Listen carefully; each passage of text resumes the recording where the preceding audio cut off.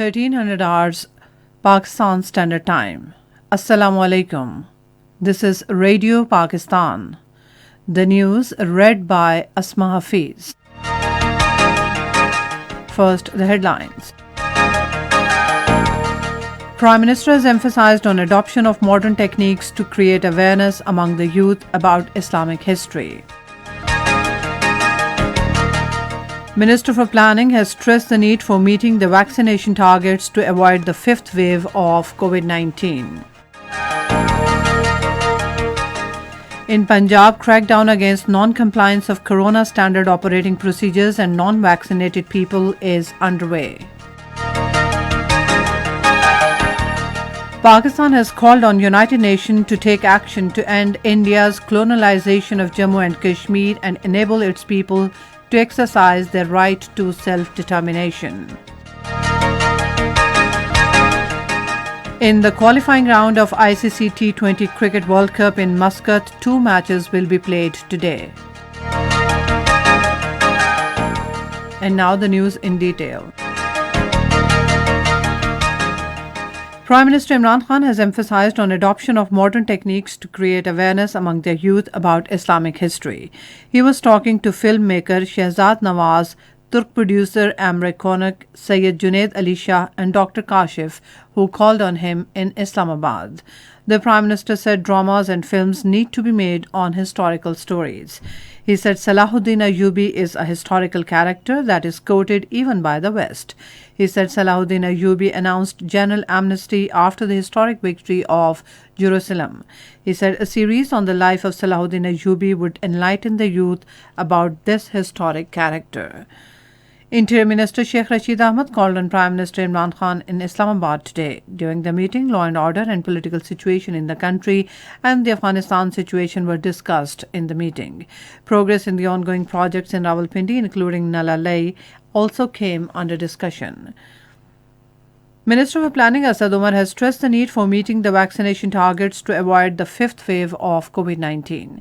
In a tweet today, he said if a large number of people remain unvaccinated, we remain vulnerable despite sharp decline in cases.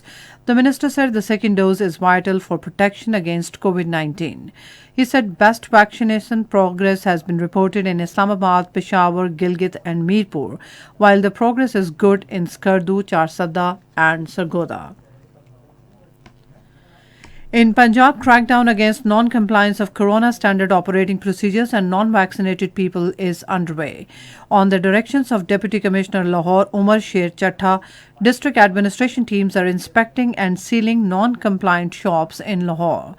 Meanwhile, Assistant Commissioner Model Town sealed Honda Gulberg Centre for violation of Corona standard operating procedures and non-vaccinated staff.